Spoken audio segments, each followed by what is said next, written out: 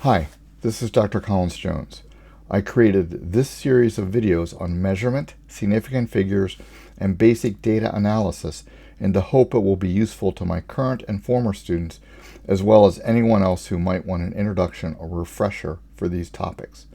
I recognize there are many different approaches to explaining this material and to solving these types of problems.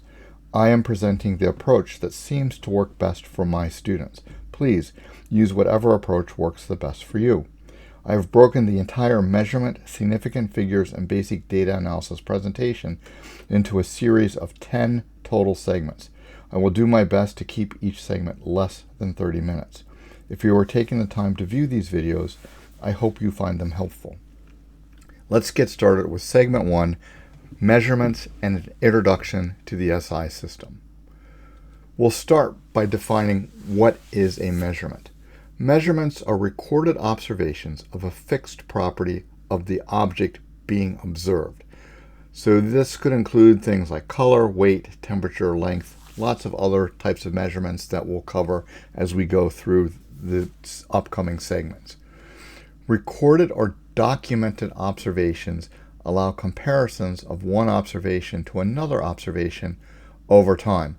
We have a whole other series of segments on how to correctly document things according to best practices for the FDA. This is referred to as Good Documentation Practices, or GDP. We break observations into two general types of observations. The first is a qualitative observation, which we consider to be an opinion or an estimate. It's subjective. It depends on the observer, and so the measurement may vary from observer to observer. So, for example, here we have this blue cylinder. Observer 1 may say that this is a dark blue cylinder, while observer 2 may say this is a medium blue cylinder. The cylinder is blue for both observers, but the intensity of the color differs depending on the observer. So this is a qualitative observation. The other type of observation that we are more concerned with in the sciences is a quantitative measurement. Quantitative measurements assign a number to an observation. So the measurement becomes independent of the observer, and the measurement is obtained by comparing what we're observing to a universal standard, that is the SI system, which we will introduce you to a few slides from now. Okay? Each quantitative measurement consists of a number and a unit. The number indicates the magnitude or the size of the measurement, and the unit indicates the type of measurement. So it is not a quantitative measurement unless there is a number and the corresponding unit. So examples here could be 5 people. The number is 5. That's how many we have, the size of the crowd, and we're talking about people, so that's the unit. 24.6 degrees centigrade. So 24.6 is the temperature, and the degree C indicates that we are measuring temperature. 79.134 grams, again 79.134 is the magnitude of what we're weighing, and grams indicates that we are making the measurement in grams. Okay, we'll come back to these two types of measurements in a minute, but just let's look for a minute at a quantitative measurement. So here we have the same cylinder, but now instead of describing the color, we're going to measure its length. Okay, and so here we have a centimeter ruler, and this is calibrated to a universal standard, which again we'll discuss in an upcoming slide. And so if we look at the measurement here, we could say the length of this is roughly 2.0 centimeters, a quantitative measurement. 2.0 is the size, and centimeters are the units. And then we could also measure the diameter here, right? And so the diameter is 1.0 centimeter, another quantitative measurement. Okay, we have a number and a unit. In the life sciences, especially in biotechnology and in the pharmaceutical industry, we are concerned with quantitative measurements because we can use those to determine how reproducible our processes are. Do we get the same numbers each time we carry out a certain process, like manufacture a drug or whatever? Okay. The other thing that we think about is when we talk about quantitative measurements, we can have exact or counted measurements, right? So where there's no estimate here is exactly what we say it is. This could be the number of people, or inexact or estimated measurements where we are comparing what we are measuring to a universal standard. And so there's still some type of estimate involved here. So if you look at this example here, which measurements are exact and which are inexact. So here we can say we have 1, 2, 3, 4, 5 people, and that's an exact measurement, right? We don't have 5.1 people or 4.72 people. It's either one person or two people or 3 people or so forth. And then here we have a thermometer, right? And we're going to make an estimate of what the temperature is, right? Either in degrees Fahrenheit or degrees centigrade.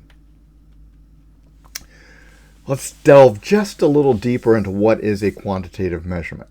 Numbers in a measurement, right, whether it's mass, the weight, or the length, or whatever, are determined by comparison to universal reference standards, which are defined by the SI system. And the SI system is the International System of Units, right? Every laboratory measuring device is calibrated against a corresponding SI standard. So this would be rulers, graduated cylinders, pipettes, balances to weigh things, thermometers, clocks, voltage meters, pH meters, any type of instrument that you're going to use in the laboratory to make a measurement. It is calibrated according to the SI system. That is, it's set up to make a measurement in accordance with the SI system. And again, units indicate the type of measurement. So here we have the same ruler that we looked at in the previous slide. Here we have a balance which measures weight, and this is a laboratory balance. But even the balance or the scale in your bathroom is still calibrated against the SI system. Okay, so the SI system forms the basis for all of the measurements that we're going to make in the laboratory. Metrology. Okay, I just wanted to talk a little bit about metrology. Metrology is the science of measurement. And so metrology involves the definition and distribution of standard measurement units. Like, how do we all get the same ruler that measures centimeters? Well, obviously it's not the same ruler, but it's calibrated. The measurement gradations are the same on the ruler. Metrology is concerned with the maintenance and the development of these standards. Suppose we need to make a new type of measurement. The metrology labs figure out how to make this new measurement and what the standards would be. And the metrology labs also provide traceability documents for the standards, so you know that the standard you're using is trustworthy, that other people believe the standards that you're making. So at any kind of manufacturing company, research company, or quality control company, there is a group of employees known as metrologists. And their job is to go around and make sure that all the measuring devices are working properly, that they are giving the correct reading. So they will have a set of standards, that is, a pH solution, a thermometer that is certified, that everybody believes is true, and they will use those standards to compare to the readouts on the instrument. So, for example, at the biotech companies, there are people, their job is to go around and check to make sure that the temperature reading on all of the freezers are correct. And so they actually have a probe, something that measures the temperature that goes in the freezer, and then they leave it in there for a certain amount of time, and then they record the temperature put out by the probe, which is a certified standard that everybody knows is trustworthy, to the temperature readout on the display of the freezer. And if it's correct, everything is okay. If it's not correct, they have to call in a maintenance person. And so we do that for everything: pH meters, voltage meters. If we have a device to measure, for example, the thickness of a windshield in a car manufacturer, all of those measuring devices need to be checked on a regular basis to make sure they are giving the correct measurement. Okay, so how do we define those correct measurements? That's where the SI system comes in, the International System of Units.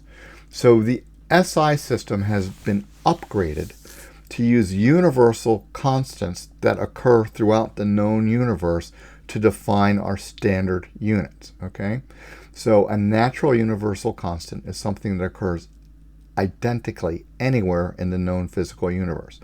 And so we can compare all of our quantitative observations within SI standards. The SI standards were redefined around 2017. And of course, the SI system replaced the old metric system, but it is still based on intervals of 10 and scientific notation, which we will cover in an upcoming segment.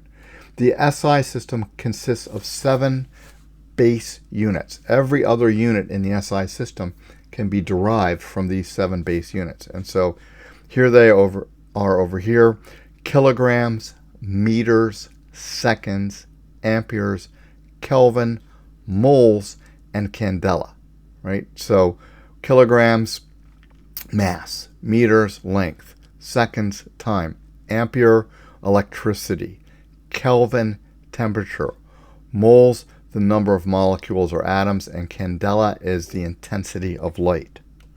Okay? All right. So what are these universal constants? I put this as a fadeaway slide because I don't want you to spend really too much time on this unless you're fascinated by it. But this particular panel simply explains or defines how each of the 7 base units are actually defined and how they are calculated. Okay, so if you want to pause and take a look at this and read through it, that's great. But I put this up here just to prove to you that there is actually a method for determining each of the 7 base units. All right. On the next slide, wanted to talk about NIST for a minute. So NIST is the National Institute of Standards and Technologies in the United States. It's located here in Maryland, just down the street from where I am. And NIST is charged with creating, maintaining, distributing standards. And so NIST produces what are called standard reference materials, SRMs, standard reference materials. So this could be thermometers, this could be timers, this could be voltage meters. NIST is also creating standard reference materials for the pharmaceutical industry. For example, they are in 2024 in the process of developing a standard reference monoclonal antibody that can be used by companies that make antibodies, especially for therapeutics, to compare what they're making to the standard reference in terms of how they characterize it. Okay, so NIST makes these standard reference materials available for a price because it costs money to make them. But if you're interested, you could look on the NIST website, and it has some information about the standard reference materials, what they are, and of course how you can purchase them and how much they cost. All right. So just to make this a little simpler, these are the SI base units: length, mass, time, temperature, amount of substance, electric current, and luminance intensity. The units, right, the base units are meters, kilograms, seconds, Kelvin, moles, ampere, and candela. And then these are the corresponding symbols that you would use to represent these. And it's important that you take note of the case of the letter, upper or lowercase. So capital, capital, lowercase, capital, mole, MOL. That's the only one that's a 3-letter designation. And then A and CD. The units that I've put an asterisk with, these are what we use most commonly in the biotech labs. We may measure electric current, we may measure luminous intensity, but most of the time we use the first 5: length, mass, time, temperature, and the amount of substance. Okay. Finally, we just want to, I indicated when we first talked about the 7 base SI units, we said all the other units can be derived by combining the base SI units. So for example, area is length times length, right, or meters squared. Volume is, you heard it by length times width times depth, right? That's the volume, but really it's a length times the length times the length, which is meters squared. A rate is the amount over time, so this could be meters over seconds. For a liquid, it could be a flow rate of milliliters per minute. For a chemical reaction, it could be nanomoles produced or nanomoles consumed per second. But these are all derived from the original base units, right? Here we've just multiplied lengths together. Here, for rates, we've used the amount and the time. And then density, same thing, grams per centimeter cubed or grams per milliliter. Okay, so hopefully this gave you sort of a brief introduction to the concept of measurement, the idea that all measurements are based on the SI system, the International System of Units. There are 7 base units, and from those 7 base units, we can derive all kinds of other units depending on what measurement we're trying to make. And that is the end of segment 1.